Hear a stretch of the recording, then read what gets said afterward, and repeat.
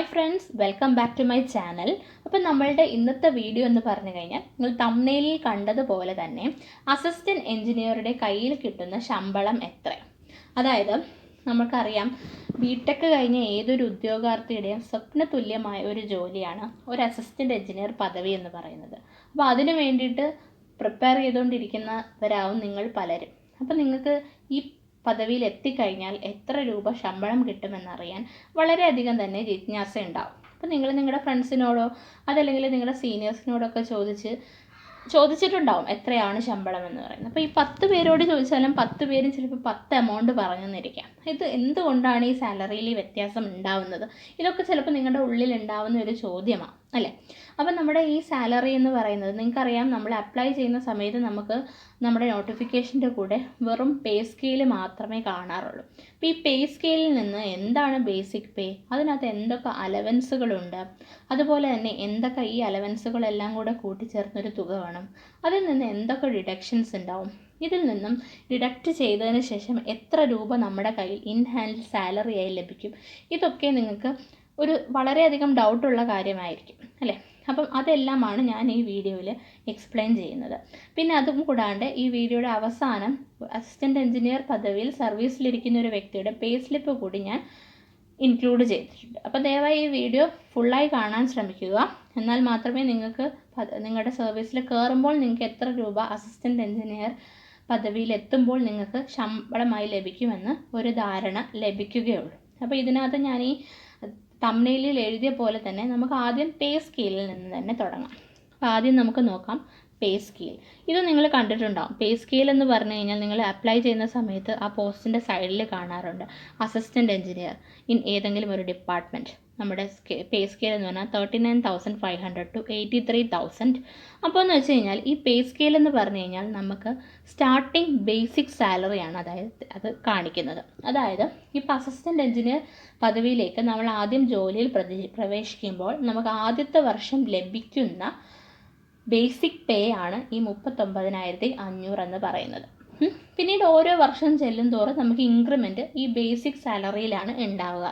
Basic salary 39,500 നിന്ന് start ചെയ്ത് increment ഉണ്ടായി ഏറ്റവും അവസാനം മാക്സിമം കിട്ടാവുന്ന എമൗണ്ടാണ് 83,000. ഓക്കെ. അപ്പോൾ ഞാൻ നേരത്തെ പറഞ്ഞ പോലെ തന്നെ പേ സ്കെയിൽ എന്ന് പറഞ്ഞാൽ മിനിമം സ്റ്റാർട്ടിംഗ് ബേസിക് സാലറിയും മാക്സിമം ബേസിക് സാലറിയുമാണ് നമുക്ക് തരുന്നത്. ഓക്കെ, അതിനെക്കുറിച്ചിട്ടുള്ള ഐഡിയ ആണ് തരുന്നത്. അപ്പം നമുക്ക് നോക്കാം. നമ്മൾ ആദ്യം സർവീസിൽ കയറുന്ന ഫസ്റ്റ് ഇയർ നമുക്ക് കിട്ടുന്ന സാലറിയാണ് 39,500. അതിനുശേഷം ഓരോ വർഷവും ഈ ബേസിക് പേ 1000 രൂപ വെച്ച് ഇൻക്രീസ് ചെയ്യും. ആൻഡ് ഏറ്റവും എത്താവുന്ന മാക്സിമം തുകയാണ് ഈ 83,000 എന്ന് പറയുന്നത്. അപ്പോൾ നോക്കിക്കേ, ഫസ്റ്റ് ഇയർ 39,500 രൂപ സാലറി ഉള്ള വ്യക്തി ഒരു വർഷം സർവീസിന് ശേഷം അത് 40,500 ആകുന്നു. അതിനുശേഷം പിന്നീടും അടുത്ത വർഷം സർവീസ് കഴിയുമ്പോൾ അത് 41,500 ഇങ്ങനെ 1000 വെച്ച് കൂടി മാക്സിമം എത്ര വരെ എത്താം? 83,000 വരെ എത്താം. അപ്പോൾ മനസ്സിലായല്ലോ, നമ്മുടെ ബേസിക് സാലറി 39,500 ആയിരിക്കും. അത് തുടക്ക വർഷം. പിന്നീട് 1000 വെച്ച് ഇൻക്രീസ് ചെയ്ത് മാക്സിമം എത്ര വരെ എത്താം? 83,000. അപ്പോൾ ഈ രണ്ട് നമ്പറും നിങ്ങൾക്ക് പോസ്റ്റിൽ ഇനി അപ്ലൈ ചെയ്യുമ്പോൾ ഏത് പോസ്റ്റിലായാലും മനസ്സിലാവുമല്ലോ എന്താണ് ബേസിക് പേ എന്നുള്ള കാര്യം. അപ്പോൾ ഇങ്ങനെയാണ് നമുക്ക് ഒരു പദവിയിൽ കയറുമ്പോൾ ആദ്യം കിട്ടുന്ന ബേസിക് പേ. ഇനി അലവൻസുകൾ, ഇത് കൂടാണ്ട് നമുക്ക് കിട്ടുന്നതാണ് അലവൻസുകൾ. അപ്പോൾ അലവൻസ് മെയിനായിട്ട് 3 എണ്ണമാണുള്ളത്. ഡിയർനെസ് അലവൻസ് ഉണ്ട്, ഹൗസ് റെൻറ്റ് അലവൻസ് ഉണ്ട്, സിറ്റി കോമ്പൻസേറ്ററി അലവൻസ്. ഈ 3 അലവൻസുകളാണ് ഒരു അസിസ്റ്റൻറ്റ് എഞ്ചിനീയർ ജോലിയിൽ പ്രവേശിക്കുന്ന ഒരു വ്യക്തിക്ക് ലഭിക്കുന്ന 3 അലവൻസുകൾ. അപ്പോൾ ഇതിനകത്ത് ഈ ഹൗസ് റെൻറ്റ് അലവൻസും സിറ്റി കോമ്പൻസേറ്ററി അലവൻസ് എന്ന് പറഞ്ഞു കഴിഞ്ഞാൽ കോൺസ്റ്റൻ്റ് അല്ല, അത് ഓരോ വ്യക്തികൾക്കും വ്യത്യസ്തമായിരിക്കും. അതെങ്ങനെയാണെന്നുള്ളത് നമുക്ക് വരും സ്ലൈഡുകളിൽ നോക്കാം. അപ്പോൾ നമുക്ക് ആദ്യമായി നോക്കാൻ നമ്മൾ പോകുന്നത് ഡിയർനെസ് അലവൻസ് ആണ്. ഡിയർനെസ് അലവൻസ് എന്ന് പറഞ്ഞു കഴിഞ്ഞാൽ ഇപ്പം നമുക്കറിയാം, നമ്മൾ ഇന്ന് മേടിക്കുന്ന ഒരു വസ്തുവിൻ്റെ വില അടുത്ത വർഷം അതായിരിക്കത്തില്ല. അതായത് പ്രൈസ് റൈസ് ചെയ്തുകൊണ്ടേയിരിക്കും. ഒരു രാജ്യം എടുത്തു കഴിഞ്ഞാൽ അവിടെ എന്തുണ്ടാവും? പ്രൈസ് റൈസ് ഉണ്ടാവും. എക്കണോമിയിൽ അതിനെ ഇൻഫ്ലേഷൻ എന്നൊക്കെ പറയും. അപ്പോൾ ഇത് മിറ്റിഗേറ്റ് ചെയ്യാൻ അല്ലെങ്കിൽ ഇത് കോമ്പൻസേറ്റ് ചെയ്യാൻ വേണ്ടിയിട്ട് ഗവൺമെൻറ് എംപ്ലോയീസിന് കൊടുക്കുന്ന അലവൻസിനെയാണ് നമ്മൾ ഡിയർനെസ് അലവൻസ് എന്ന് പറയുന്നത്. ഈ ഡിയർനെസ് അലവൻസ് എന്ന് പറഞ്ഞു കഴിഞ്ഞാൽ അത് 20% ഓഫ് ബേസിക് പേ ആയിരിക്കും. അപ്പം 39,500 രൂപ നമുക്ക് കയറുമ്പോൾ ബേസിക് പേ ലഭിച്ചു കഴിഞ്ഞാൽ അതിൻ്റെ കൂടെ ഡിയർനെസ് അലവൻസ് ആയ 20% ഓഫ് ദിസ് ബേസിക് പേയും കൂടെ നമുക്ക് ആഡ് ചെയ്ത് കിട്ടും. അപ്പോൾ ഡിയർനെസ് അലവൻസ് എന്ന് പറഞ്ഞാൽ എന്താണെന്ന് ഉള്ളത് ഞാൻ പറഞ്ഞധികം ബോറടിപ്പിക്കുന്നില്ല. ഡിയർനെസ് അലവൻസ് എന്താണെന്നൊന്നും നിങ്ങളിവിടെ അറിയേണ്ട. അതിൻ്റെ 20%, ബേസിക് പേയുടെ 20% നമുക്ക് ഡിയർനെസ് അലവൻസായി സർക്കാരിൽ നിന്ന് ലഭിക്കുന്നു. അപ്പോൾ ആദ്യത്തെ അലവൻസ് ആയിരുന്നു പറഞ്ഞ ഡിയർനെസ് അലവൻസ്, അത് 20% ഓഫ് ബേസിക് പേ ആണ്. അപ്പം ബേസിക് പേയ്ക്ക് ഇൻക്രീസ് അനുസരിച്ച്, അതായത് ബേസിക് പേ കൂടുന്നതിനനുസരിച്ച് ഡിയർനെസ് അലവൻസ് കൂടും. ആദ്യത്തെ വർഷം 39,500 ആണെങ്കിൽ അതിൻ്റെ 20% ഡി ആയിട്ട് കിട്ടുന്നത്. രണ്ടാമത്തെ വർഷം നമുക്ക് അത് 1000 രൂപ കൂടി. അപ്പോൾ എന്ത് ചെയ്യും? ആ 1000 രൂപ കൂടിയതിൻ്റെ 20% ഡിയർനെസ് അലവൻസ്. അപ്പോൾ ഡിയർനെസ് അലവൻസ് ഓരോ വർഷവും വേരി ചെയ്തുകൊണ്ടിരിക്കും. ഓക്കെ, അപ്പോൾ സർവീസ് കൂടുന്നതിനനുസരിച്ച് നമ്മുടെ ബേസിക് പേ കൂടും. അതിൻ്റെ കൂടെ തന്നെ അതിൻ്റെ ബേസിക് പേയുടെ 20% ഡിയർനെസ് അലവൻസും പ്രപ്പോർഷനേറ്റ് ആയിട്ട് കൂടിക്കൊണ്ടിരിക്കും. ഓക്കെ, അപ്പോൾ ഇതാണ് ആദ്യത്തെ അലവൻസ്, ഡിയർനെസ് അലവൻസ് കഴിഞ്ഞു. ഇനി അടുത്ത നമ്മൾ പറഞ്ഞത് ഏതായിരുന്നു? നമ്മുടെ ഹൗസ് റെൻറ്റ് അലവൻസ്, അല്ലെങ്കിൽ അടുത്ത നമ്മൾ നോക്കാൻ പോകുന്നത് ഹൗസ് റെൻറ്റ് അലവൻസ് ആണ്. HRA എന്ന് പറയും അതിനെ. അപ്പോൾ HRA എന്ന് പറഞ്ഞു കഴിഞ്ഞാൽ ഇപ്പം നമ്മുടെ ഹോം ടൗണിൽ നിന്ന് മാറി നമുക്ക് വേറൊരു സ്ഥലത്താണ് പോസ്റ്റിംഗ് ലഭിക്കുന്നതെങ്കിൽ നമുക്ക് അവിടെ ഒരു വീട് റെൻ്റ് എടുക്കേണ്ടി വരും. അങ്ങനെ റെൻറ്റിനൊക്കെ കൊടുക്കാൻ വേണ്ടിയിട്ട് സർക്കാർ തരുന്ന അലവൻസ് ആണ് ഹൗസ് റെൻറ്റ് അലവൻസ്, അല്ലെങ്കിൽ HRA. ഈ ഹൗസ് റെൻറ്റ് അലവൻസ് എന്ന് പറഞ്ഞാൽ നമുക്ക് ഉള്ള ബേസിക് പേയുടെ റേഞ്ചും അതുപോലെ തന്നെ നമുക്ക് എവിടെയാണോ പോസ്റ്റിംഗ് ലഭിക്കുന്നത്, സിറ്റിയിലാണോ അതോ പഞ്ചായത്തിലാണോ മുനിസിപ്പാലിറ്റിയിലാണോ, അങ്ങനെ അനുസരിച്ച് എമൗണ്ട് മാറും.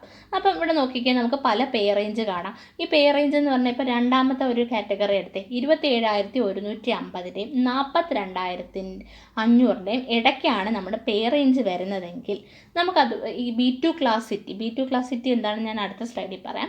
B2 ക്ലാസ് സിറ്റിയിലാണ് പോസ്റ്റിംഗ് ലഭിക്കുന്നതെങ്കിൽ നമുക്ക് കിട്ടാൻ പോകുന്ന HRA എന്ന് പറഞ്ഞാൽ 2000 രൂപയായിരിക്കും. പിന്നെ നിങ്ങൾ തെറ്റിദ്ധരിക്കരുത്, ഈ ഹൗസ് റെൻറ്റ് അലവൻസ് എന്ന് പറഞ്ഞാൽ നമുക്ക് ഹോം ടൗണിൽ നിന്ന് മാറിയാൽ മാത്രമേ കിട്ടത്തുള്ളൂ എന്നല്ല. ഈ HRA എന്ന് പറയുന്ന അലവൻസ് നമുക്ക് നമ്മുടെ ഹോം ടൗണിൽ പോസ്റ്റിംഗ് ലഭിച്ചാൽ കൂടി ലഭിക്കുന്ന ഒരു അലവൻസാണ്.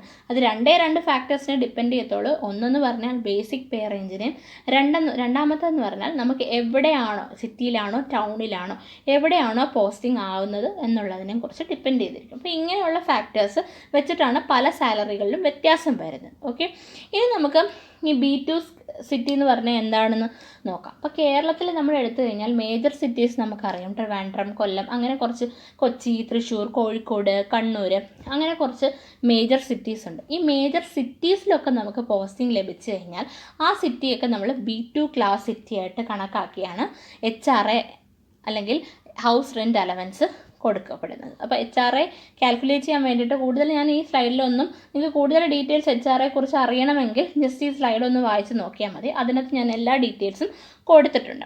ഇനി അടുത്തെന്ന് പറഞ്ഞാൽ സിറ്റി കോമ്പൻസേറ്ററി അലവൻസ് ആണ്. ഈ സിറ്റി കോമ്പൻസേറ്ററി അലവൻസ് എന്ന് പറഞ്ഞാൽ ഇപ്പം നമ്മൾ വലിയ സിറ്റികളിലാണ് നമുക്ക് പോസ്റ്റ് ചെയ്യുന്നത്. ഞാൻ നേരത്തെ പറഞ്ഞ മേജർ സിറ്റീസിൽ വല്ലതാണെങ്കിൽ അവിടുത്തെ മെട്രോപൊളിറ്റൻ സിറ്റിയിലേക്ക് നമുക്ക് ജീവിക്കാൻ വേണ്ടിയിട്ട്, അല്ലെങ്കിൽ കോസ്റ്റ് ഓഫ് ലിവിങ് നമുക്ക് കോമ്പൻസേറ്റ് ചെയ്യാൻ വേണ്ടിയിട്ട്, പേരിൽ തന്നെയുണ്ട്, കോമ്പൻസേറ്റ് ചെയ്യാൻ വേണ്ടിയിട്ട് ഗവൺമെൻറ് കൊടുക്കുന്ന അലവൻസ് ആണ് സിറ്റി കോമ്പൻസേറ്ററി അലവൻസ്. ഓക്കെ, ഇനി ഇതും പേ റേഞ്ചിനെ ഡിപ്പെൻഡ് ചെയ്തിരിക്കും. ഇപ്പം നമുക്ക് 27,150-ഉം 42,500 അതിൻ്റെ ഇടയ്ക്കായിരിക്കും മിക്കവാറും എയുടെ ഒക്കെ സ്കെയിൽ. അതാണ് ഞാൻ അത് എക്സാമ്പിൾ എടുത്ത് പറയുന്നത്.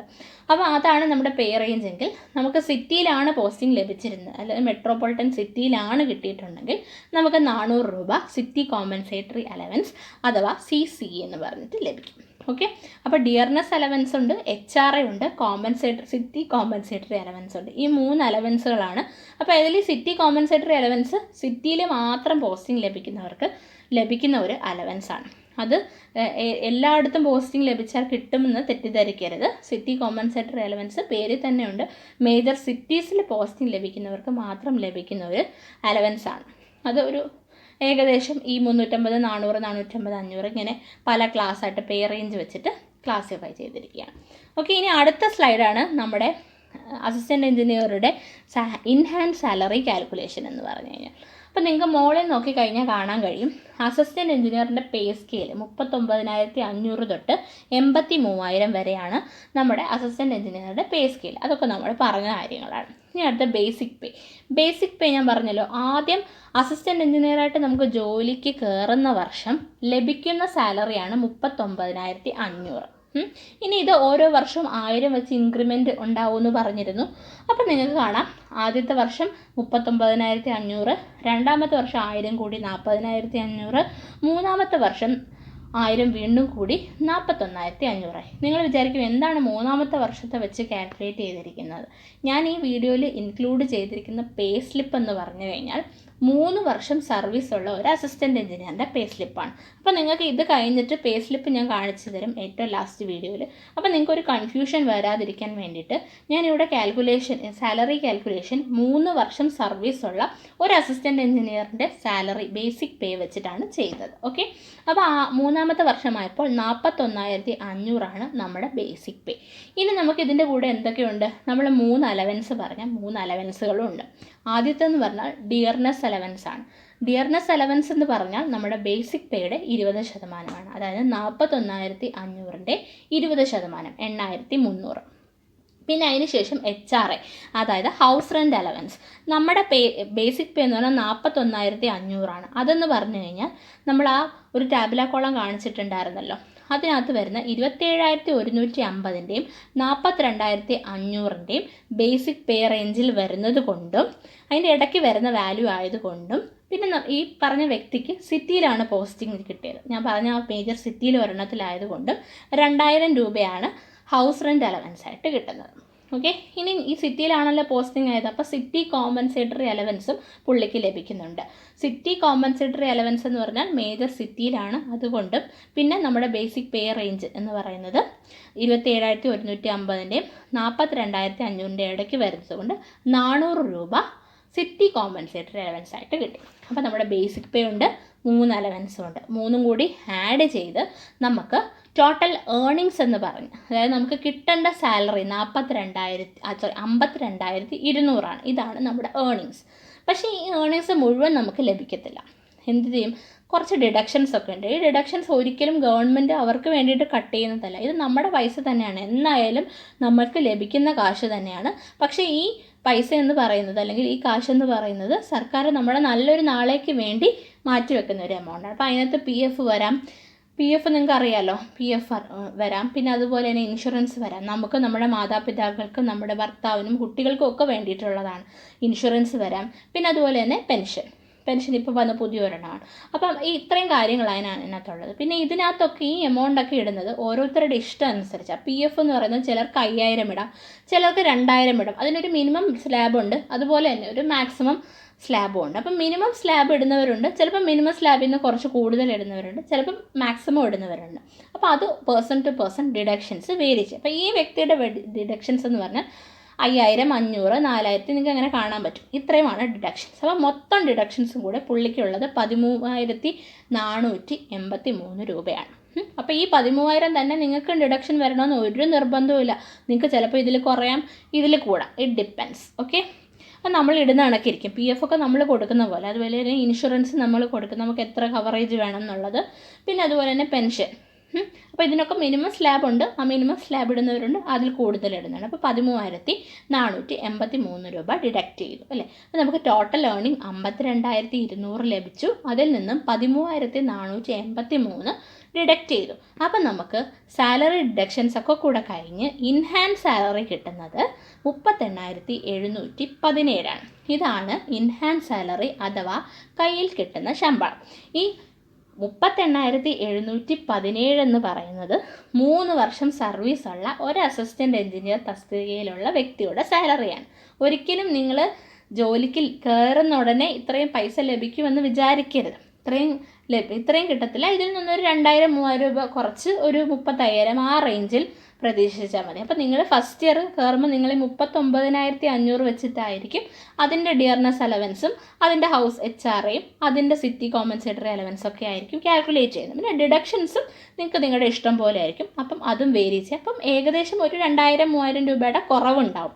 ഓക്കെ, ഇതാണ് പേ സ്ലിപ്പ് എന്ന് പറയുന്നത്. നിങ്ങൾക്ക് കാണാം ലെഫ്റ്റ് സൈഡിൽ ഏർണിങ്സ് ഉണ്ട്, റൈറ്റ് സൈഡിൽ ഡിഡക്ഷൻ ഉണ്ട്. ഏർണിങ്സിൽ നിന്നും ഡിഡക്ഷൻസ് കുറച്ചിട്ടാണ് നെറ്റ് സാലറി കാണിക്കുന്നത്. അപ്പോൾ നെറ്റ് പേയബിൾ സാലറി എന്ന് പറഞ്ഞാൽ കയ്യിൽ കിട്ടുന്ന ശമ്പളമാണ്. വീണ്ടും ഞാൻ പറയുകയാണ്, ഇത് 3 വർഷം സർവീസുള്ള അസിസ്റ്റൻറ്റ് എഞ്ചിനീയറിൻ്റെ പേ സ്ലിപ്പാണ്.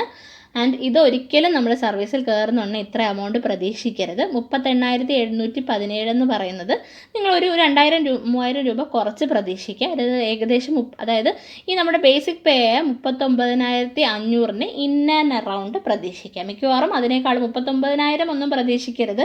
കാര്യം ഇപ്പോൾ 3 വർഷമായിട്ട് കൂടി ഈ വ്യക്തിക്ക് 38,717 കിട്ടുന്നത്. അപ്പം ഇൻ ആൻഡ് അറൗണ്ട് ബേസിക് പേയുടെ അടുത്ത് പ്രതീക്ഷിക്കുക. അതുപോലെ തന്നെ ഈ പറഞ്ഞ എമൗണ്ട് 38,717 നിന്നും ഒരു 2,000-3,000 രൂപ കുറച്ച് പ്രതീക്ഷിക്കുക.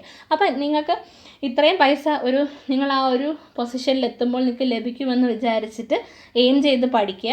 അപ്പം നിങ്ങൾക്ക് ഈ വീഡിയോ ഇഷ്ടപ്പെട്ടിട്ടുണ്ടെന്ന് വിചാരിക്കുന്നു. വീഡിയോ ഇഷ്ടപ്പെട്ടിട്ടുണ്ടെങ്കിൽ please like, share and subscribe ചെയ്തതിന് ശേഷം തൊട്ടടുത്തുള്ള ബെല്ലൈക്കൺ പ്രസ് ചെയ്യുക. എന്നാൽ മാത്രമേ ഞാൻ പുതിയ വീഡിയോസ് അപ്ലോഡ് ചെയ്യുമ്പോൾ നിങ്ങൾക്ക് നോട്ടിഫിക്കേഷൻസ് ലഭിക്കുകയുള്ളൂ. അപ്പോൾ നിങ്ങൾക്ക് ഏകദേശം മനസ്സിലായിട്ടുണ്ടാകും എത്രയാണ് നിങ്ങളുടെ ഭാവി സാലറി എന്നുള്ളത്.